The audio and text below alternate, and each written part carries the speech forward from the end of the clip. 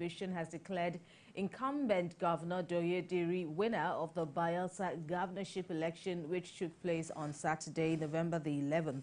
The returning officer for the election in the state, Professor Farouk Kuta, declared Mr. Diri the winner of the exercise, having satisfied the requirements of the law, and the PDP candidate won his All Progressives Congress counterpart, Mipri Silva, in the contested exercise in the oil-rich state. Mr. Diri, who came into power in the year 2020, got a total of 175,196 votes, while Mr. Silva polled 110,108 votes, while the Labour Party scored a total of 905 votes to come a distant third. And joining us to discuss more on this is the Executive Director, Center for Social and Economic Rights, Nelson Ekujimi. We'll also be bringing in, during the course of this interview, via Zoom from Bayelsa, former Secretary General of the Ijaw Youth Council in Bayelsa State, Alfred Kemepado.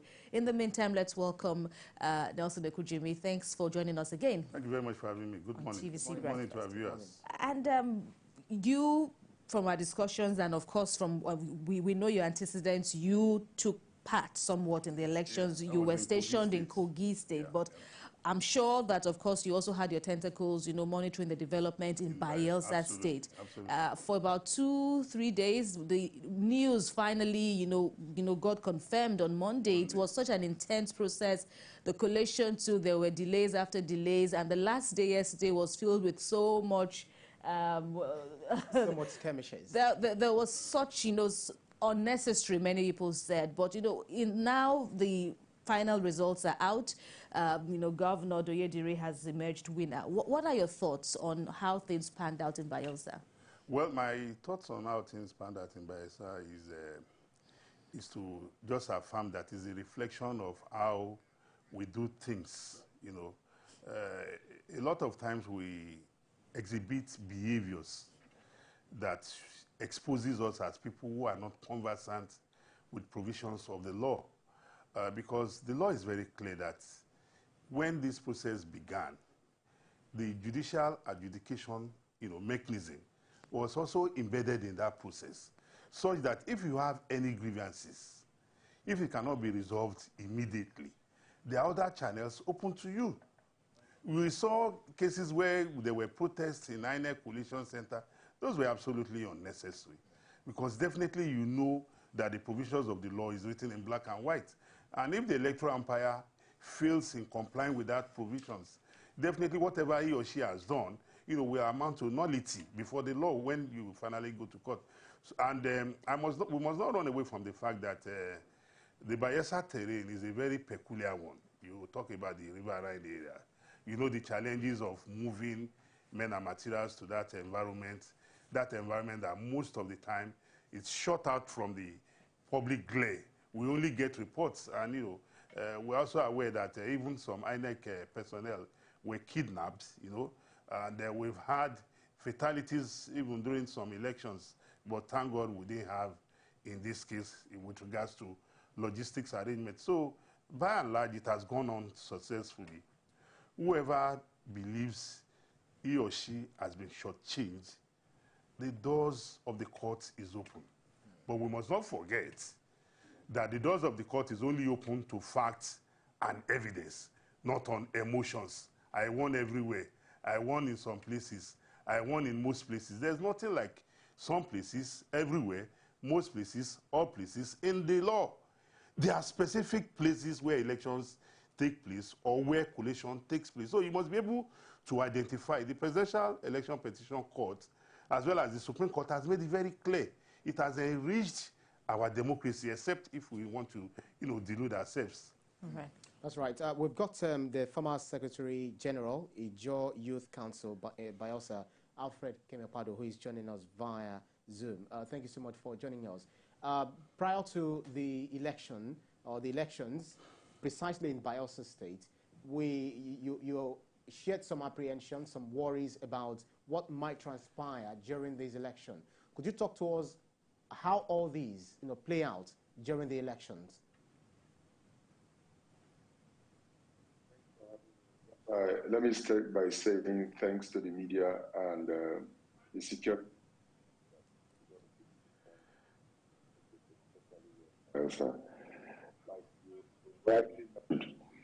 I was in your studio and I raised some security concerns. And despite our concerns, it played out. It's how serving officers probably didn't even come from were kidnapped in the course of this election. It's already how in the area of house, an innocent guy was beaten. All right. Well, Comrade Alfred, we are experiencing some glitches from your end. It must be, network and its evils. We'll try to reconnect with you. Please hang on. We'll try to reconnect with you and, definitely hope to get better output from your end. In the meantime, while we have Nelson Ekujimi here with us, I also want to know your assessment of the process, INEC, and you've alluded to, some worries in your previous remarks. What do you really think? INEC, on record was some of his officials, some of his personnel. One person was kidnapped.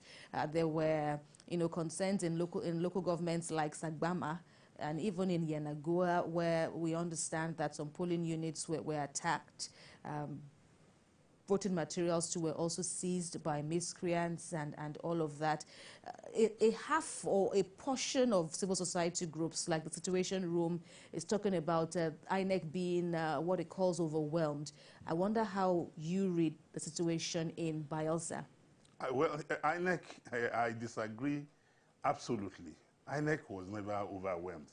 Even for some of these states, we saw INEC deploy more resident electoral commissioners, to make for thorough transparency and accountability.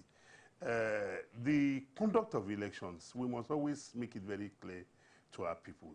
It's not the responsibility of INEC alone. It's the responsibility of all the stakeholders. Because, for example, if INEC comes to the INEC responsibility is to conduct election. INEC responsibility is not to provide security. INEC responsibility is not to print ballot papers. We have seen in this same country where INEC will come to the polling station in some communities and the voters will say they are not voting on that day, that INEC should go back. And based on security concerns, INEC will have to retreat back into their offices. So if INEC has done the needful and INEC personnel are tagged, they are kidnapped, they are assaulted, how does it become a problem to how is INEC culpable for that? You talked about miscreants. I'm sure we have never had instances where we saw INEC personnel attack themselves in the polling stations. We have never seen that till date. I don't know if we'll be able to see that tomorrow. But as we speak, INEC was never overwhelmed. It was the desperation of our political class that we saw at play, the ignorance of our voters. Because I asked myself, why will I go and attack a polling station when I know I could get myself into trouble? What is the worth of doing that in a person's life? So we need to, upscale our engagement with all this, particularly the political parties. It's like we are not investing enough. We also need to invest more in the electorate. Because when you see some of these activities, a lot of times I ask, when you signed up to contest an election, the dispute resolution mechanism also is embedded in it. And if you sign up to contest an election, it means you have signed up, to also explore that avenue. So why take the laws into your hands?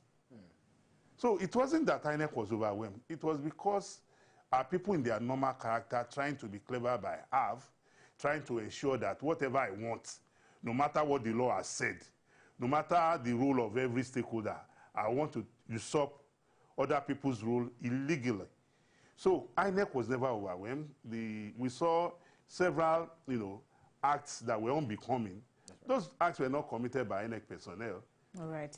Again with Mr. Alfred, who is the former Secretary General, Ijaw Council Youth Council, Bayelsa State. Thank you so much once again. I was trying to find out how all your apprehensions before the election how they played out in this just concluded election in Bayelsa. We saw a lot of happenings, but how did they play out for you? Yeah, it played out just as I predicted in your studio. I know you would have heard of the issues of INEC officers being kidnapped. I know you would have heard of the unnecessary murder of one judge, Sibo, at the Collation Center in Brass.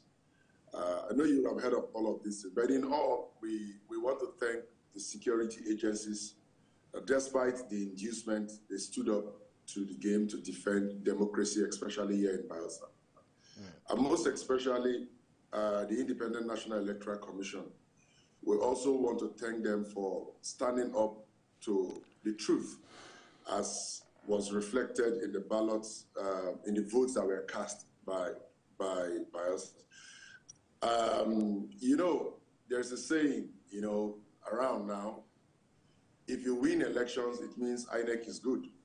But if you are the loser, then INEC is bad.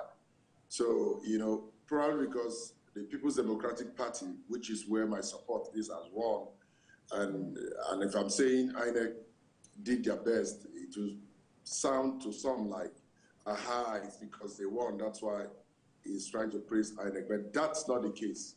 I'm saying this to say that with what we saw in Bayelsa, where, for example, in places like Basambre, you will see 41 accredited beavers from the back end of the IREB, and you see people submitting 722 votes.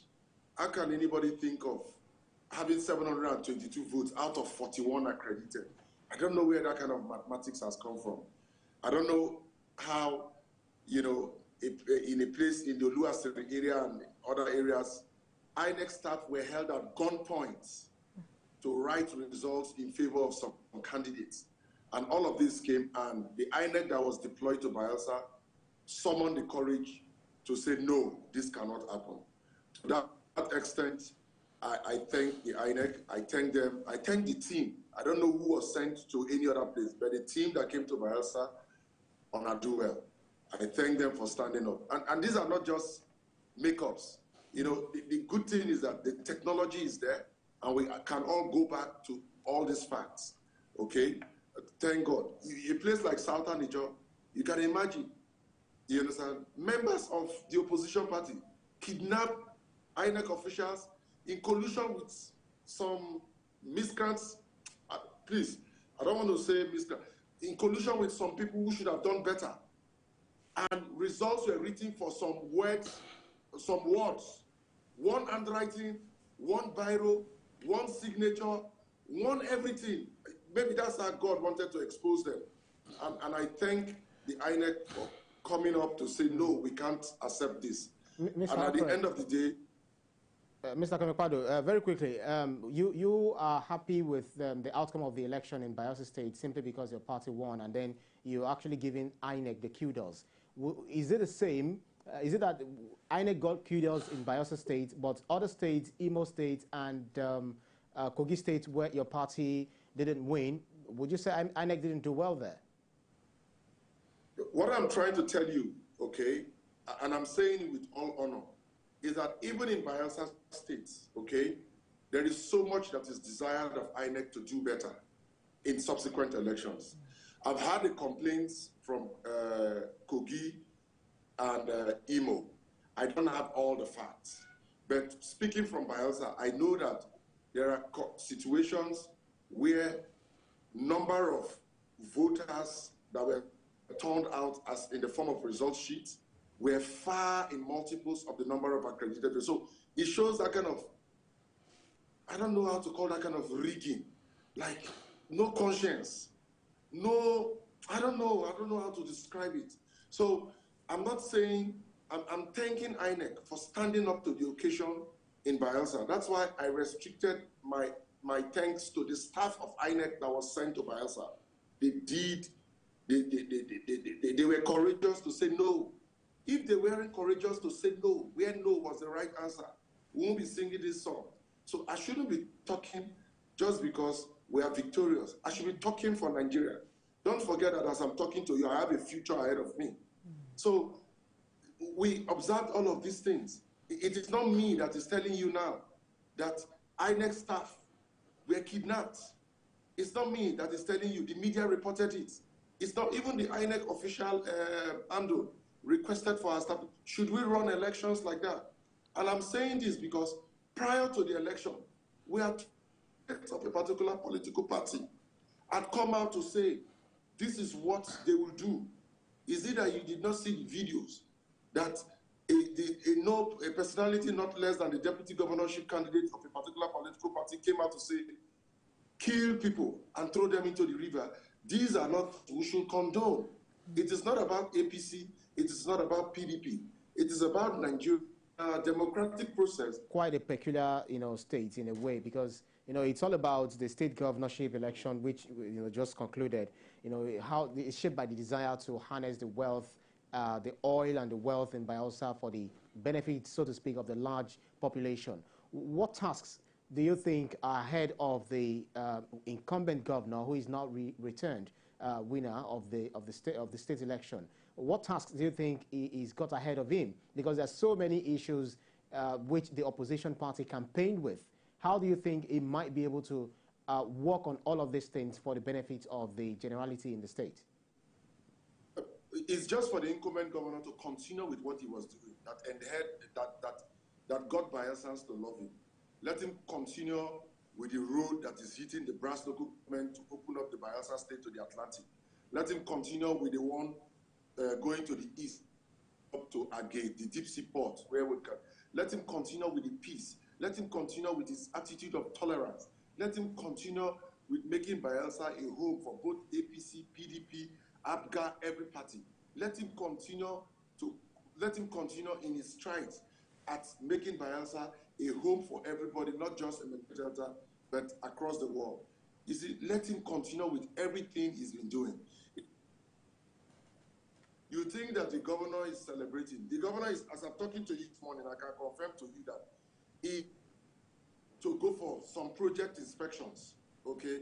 So let him continue with his passion and his dedication towards Bayelsa. And in the second tenure, let him continue with his strides of job creation and other things. If not for Bayelsans, Governor Douye Diri will not return. If it is by those who trusted in chariots and horses, Governor Douye Diri will not return. You're talking about vote buying. There were areas where votes were bought with up to 40 to 50,000 naira per vote. And people were like, no, take your votes, go. This man, they allow us sleep. We want him back. So, in short, as a matter of fact, let God give him the wisdom to manage this victory. This victory can come from nowhere else except the ordinary Bayelsa. Okay? Yeah. As we dedicate it to God Almighty, the second people we need to dedicate it to is the ordinary Bayelsa. So let him just continue with what he is doing in terms of infrastructural development and in all other sectors of the state economy, such as health, education, technical education, sports, youth empowerment, especially the empowerment that has been going out to women in our rural communities. Let him continue in that stride. Right. Coming back to the studios, let me also, tap your brains, Mr. Ekujimi, on governance in Bayelsa State. It's a state with such a great potential, an oil-producing state, but reeling basically from mismanagement of its resources. And this was a keenly contested election, a former governor slugging it out with an incumbent, and the results are out now.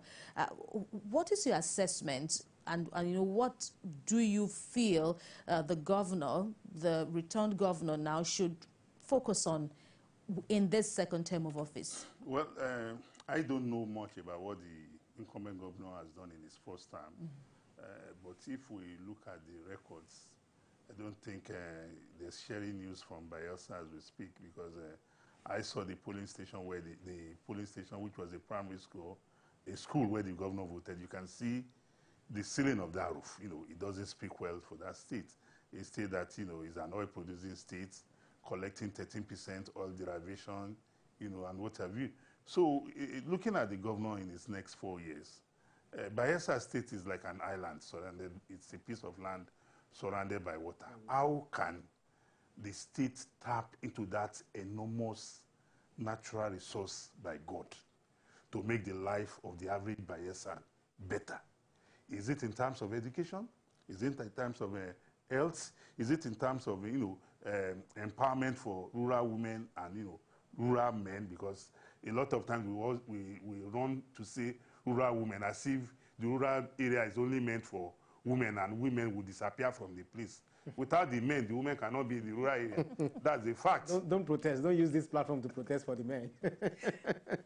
So I would expect that the people themselves know where the shoe pinches in terms of infrastructure, in terms of making life better for them.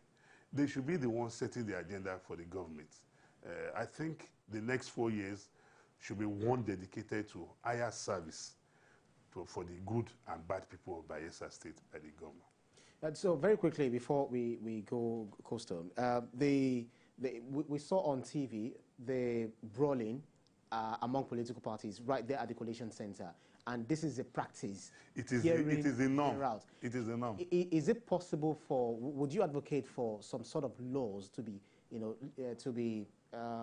promulgated in order to ensure that that kind of practice is not, doesn't come up at the collation center, if possible? If we have it, I'm not sure whether we have it, but what kind of sanctions can be meted out on people who try to disrupt the process? Well, we don't have a law in place to that, but like we saw in, was it Imo, where a party agent was bundled out of the collation center. That is also one of the rules. If you want to disrupt the process, you are taken out of it. No, that's because others are against what the other person is doing. What if all of the parties are united in disrupting, the process? Well, the truth of the matter is that they cannot even disrupt the process at the college because we have security agencies deployed. I have been a live participant at collation centers. And when you try to disrupt, the security agencies are invited in, even if it means taking all of you out, the security agencies will come and do that because the returning officer has the responsibility by law to execute. So any attempt of you, the only thing you can do, you can just stay there and continue to be a nuisance. The moment you come to disrupt what he's doing on that table, because when he's sitting on that table, he's not sitting as the collation, he's not sitting as the returning, he's sitting as the Federal Republic of Nigeria. So long as you don't interfere with what he's doing, he has the right, even when you are making all the noise, he has the right to continue with what he's doing. Once he makes his pronouncement according to law, that becomes it. If you have anything against what he has done, you go to court. Right. Okay, so let's quickly get final thoughts now from Comrade Alfred there. Elders, Bayelsa elders have urged the closest contender at the race, the governorship election, that's Douye Silva, to also congratulate the winner of the election. That's Governor Diri, just as the former president, Goodluck Jonathan, has done. Is this something you also subscribe to? It was an intense campaigning and election from what we've seen in the figures, but, what would be your message to Mr. Silva right now? Yeah, Mr. Silva is former governor of this state. Deserves all the respect. Elections have come and gone. And he has this wealth of experience. He was Minister of Petroleum for 4 years. At a time like this, for people who want to make fortune out of post-election matters, then they want to talk to him. That's good. But I don't think as a state, that's what we need now. It's for him to congratulate the governor, join him, add his experience, his exposure, and his connects. By that I mean his contact to the governor and see how we can move this state forward. But quickly, before I round up, I just want to tell my friend in the studio that governance is about strategy. And when we say we empower women in our rural areas, we will continue to do that. Because you see, when you empower women, empowering women does not stop the men from what they get. But empowering women most times keeps the resources in the family for the children who constitute the tomorrow's men, So that's deliberate, and we will continue to do that. So if you understand the economy of homes and how these whole things transforms to making good men in the future, You understand that it's good to empower women and recite some form of economy at home from which they take. You know us men now. You get the next job, you get the next money. Before you know, we'll see you in the club. Part of that money is gone somewhere else. But the women will keep that money more at home, take care of their children. So it's strategic to us, and this is without disregard the men get. You as men will continue to get what you get according to your merit, but we will concentrate on the empowerment of women, youths, and of course men. Well, All Mr. right. Kwemekpado, I disagree with you because I don't go a clubbing. No, but he's also, making a point. Women are better managers. No, I know you will support the point. But we are the women that provide the resources. resources for you to be. Of course, we acknowledge your value. We acknowledge your value, but it actually is, very, very apt, for more attention to be on the women. Gentlemen, we thank you very much. Alfred Kemepado, thanks for hanging on and braving the odds, considering the network glitches. We thank you very much. I'm back here in the studio, election observer, veteran, as I want to add now. Nelson Ekujumi, thank you for always.